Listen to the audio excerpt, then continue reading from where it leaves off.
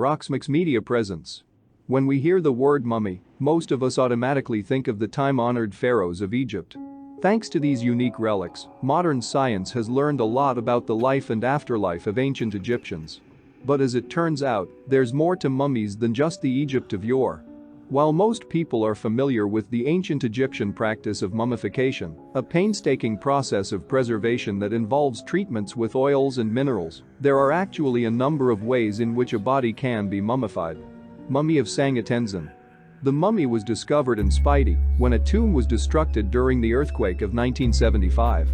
Beneath this tomb was the 500-year-old natural mummy of Sangha Tenzin, very much intact with its lips, teeth, hair and other body parts. The expressions on his face are still present, despite being dead for 500 years. Legend has it that the monk asked his followers to mummify him during a scorpion infestation. When his spirit left the body, a rainbow appeared in the sky, making the scorpions disappear. The monk was said to belong to the Tabo monastery located nearby. The mummy versus the Buddhist mummy. Now you've heard of the Egyptian mummies, they usually come embalmed and then wrapped in muslin, the face white cloth that covers the mummy, but the mummy of Sangha Tenzin happens to be a Buddhist mummy, which means it looks very different.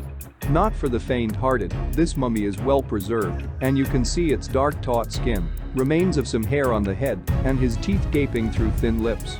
The mummy is currently on display at the Get Temple and is open for public viewing. So do you dare visit? Grab your Himachal tour packages and discover for yourself. Thanks for watching Rocksmix Media. Please subscribe for more videos like this and click on notifications icon to get latest video update.